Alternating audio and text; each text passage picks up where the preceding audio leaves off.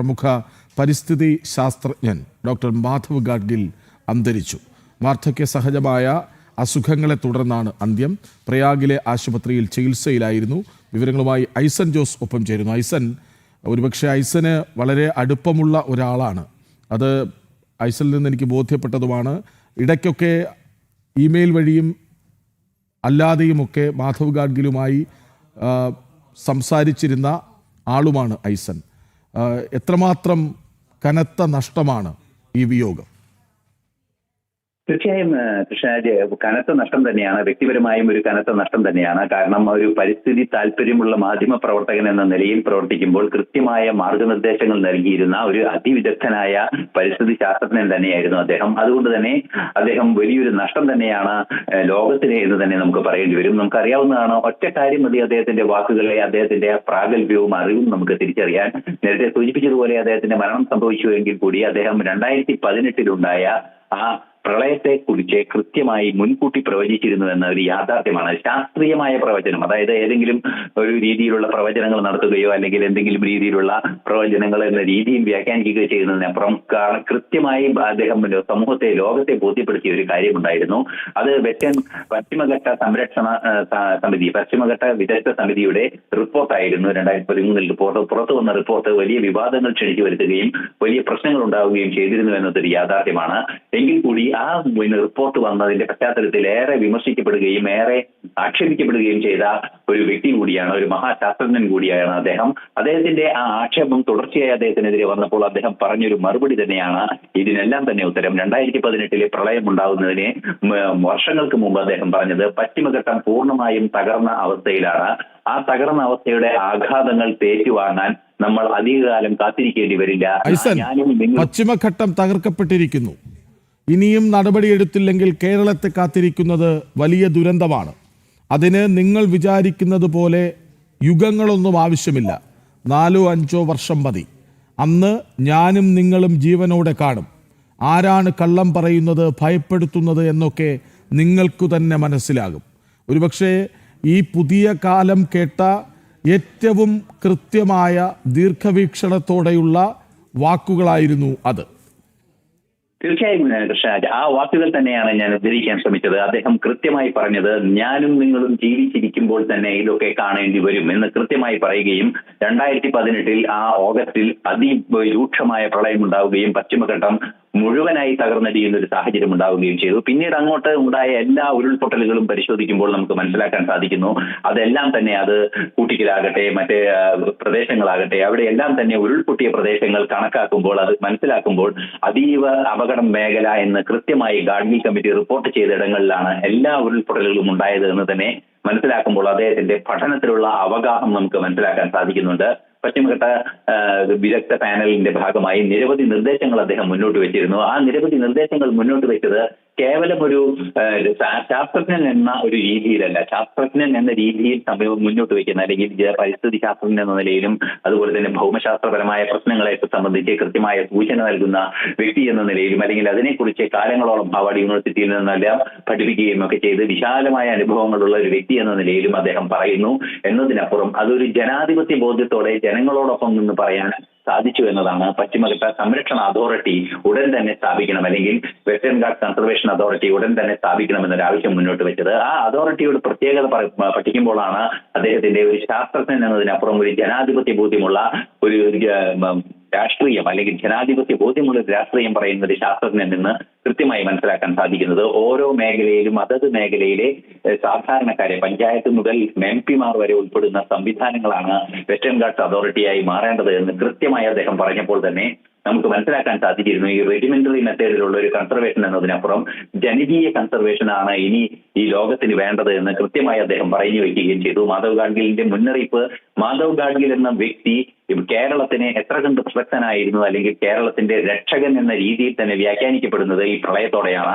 അദ്ദേഹം രേഖപ്പെടുത്തിയതെല്ലാം പ്രളയത്തോടെ യാഥാർത്ഥ്യമാവുകയായിരുന്നു. പിന്നീട് അത് തുടർച്ചയായി നമ്മൾ കണ്ടുകൊണ്ടിരിക്കുകയുമാണ്. കാലാവസ്ഥാ മാറ്റം, അതായത് വലിയ തോതിലുള്ള കാർബൺ പുറന്തള്ളലിന്റെ ഭാഗമായി കാലാവസ്ഥയിൽ ഉണ്ടാകുന്ന വ്യതിയാനം, ആഗോള തപനത്തിന്റെ ഭാഗമായി ഉണ്ടാകുന്ന വ്യതിയാനവും വളരെ സെൻസിറ്റീവായ പശ്ചിമഘട്ടത്തിന്റെ പടിഞ്ഞാറൻ ചെരുവുമായി ബന്ധപ്പെട്ട അദ്ദേഹത്തിന്റെ കൃത്യമായ പഠനങ്ങളും വലിയ രീതിയിലുള്ള വിമർശനങ്ങൾ വിളിച്ചു വരുത്തിയെങ്കിൽ കൂടി പിന്നീട് അദ്ദേഹത്തെ അംഗീകരിക്കാതെ നിവൃത്തിയില്ല എന്നൊരു സാഹചര്യത്തിലേക്ക് കാര്യങ്ങൾ പോവുകയായിരുന്നു. തീർച്ചയായും ആ ഒരു പശ്ചാത്തലമാണ് നമ്മൾ മനസ്സിലാക്കേണ്ടത് അദ്ദേഹത്തിന്റെ ദീർഘവീക്ഷണത്തെക്കുറിച്ചും അദ്ദേഹത്തിന്റെ ശാസ്ത്രബോധ്യങ്ങളെ അതായത് ഐസൻ, കാലങ്ങളായി മനുഷ്യൻ ചെയ്തു കൂട്ടിയതൊക്കെയും ഒരു രാത്രി തുടരെ മഴ പെയ്താൽ അവസാനിച്ചു പോകും എന്ന് ആദ്യം തിരിച്ചറിഞ്ഞ ആളാണ് മാധവ് ഗാഡ്ഗിൽ, അല്ലേ?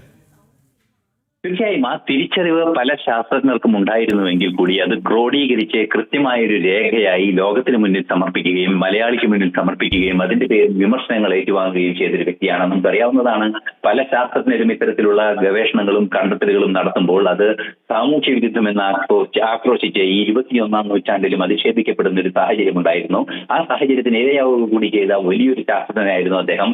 അദ്ദേഹത്തിന്റെ പ്രവർത്തന മണ്ഡലം എന്ന് പറയുന്നത് ഈ പശ്ചിമഘട്ട സംരക്ഷണ അതോറിറ്റി എന്നത് മാത്രമല്ല, നിരവധിയായ പ്രവർത്തന മേഖലകൾ അദ്ദേഹത്തിനുണ്ട് എന്നതും മറ്റൊരു യാഥാർത്ഥ്യമാണ്. പശ്ചിമഘട്ടത്തിന്റെ വിഷയമാണ് മലയാളിയെ സംബന്ധിച്ചിടത്തോളം ഏറ്റവും ഗൗരവമേറിയ വിഷയം. ഖനനം നിർത്തിവെക്കേണ്ടതുണ്ട്, തുടർ നടപടികൾ നിർത്തിവെക്കേണ്ടതുണ്ട് എന്നെല്ലാം പറയുമ്പോൾ പശ്ചിമഘട്ടത്തിൽ നിന്നും ആളുകൾ ഇറങ്ങിപ്പോകണമെന്ന ദുഷ്പ്രചരണം നടത്തിയാണ് അദ്ദേഹം ഈ നിലപാട് അദ്ദേഹത്തിനെതിരായ നിലപാട് ഈ രാഷ്ട്രീയ നേതൃത്വം സ്വീകരിച്ചത്. ആ നിലപാട് രാഷ്ട്രീയ നേതൃത്വം സ്വീകരിക്കുന്നതിന്റെ അടിസ്ഥാന ഘടകം തന്നെ ഇത്തരത്തിലുള്ള ഒരു തെറ്റായ സമീപനമായിരുന്നു എന്ന് തിരിച്ചറിയുന്നതായിരുന്നു 2018 നിലപാടുകൾ. പിന്നീടാണ് പശ്ചിമഘട്ട സംരക്ഷണ അതോറിറ്റിയും ഇതുപോലെ തന്നെ ഈ ഗാഡ്ഗിൽ റിപ്പോർട്ടും 1000-ലേറെ പേജുള്ള ഗാഡ്ഗിൽ റിപ്പോർട്ടും വിശദമായി ജനങ്ങൾ പഠിക്കാൻ ആരംഭിച്ചത്, അല്ലെങ്കിൽ സാധാരണഗതിയിൽ അത് പഠിക്കാൻ ആരംഭിച്ചത്. അത് മലയാളത്തിലേക്കും കർണാടകയിലേക്കും ബന്ധപ്പെട്ട ഭാഷകളിലേക്കെല്ലാം തന്നെ പരിഭാഷപ്പെടുത്തി ജനങ്ങൾക്ക് നൽകണമെന്നൊരു ആവശ്യം മാധവ് ഗാഡ്ഗിൽ തന്നെ മുന്നോട്ട് വെച്ചിരുന്നു. അതിൽ അദ്ദേഹം പറഞ്ഞിരുന്നത് സ്വമേധയാ തിരിച്ചറിഞ്ഞുകൊണ്ടുള്ള ഒരു നീക്കം നടത്തണം, എന്താണ് വേണ്ടതെന്ന് അവിടുത്തെ ജനങ്ങൾ, പശ്ചിമഘട്ടത്തിലെ ജനങ്ങൾ തീരുമാനിക്കുക എന്ന് മാത്രമാണ് അദ്ദേഹം പറഞ്ഞത്. ഇത്രയും ഗുരുതരമായ സാഹചര്യമുണ്ട്, അതിൽ നിന്നും ഈ ഇറങ്ങിപ്പോകണം എന്നൊക്കെ പറയുന്നതിൽ തെറ്റായ ചില വശങ്ങളും അതുവഴിയാണ് പുറത്തു വരികയും ചെയ്തത്.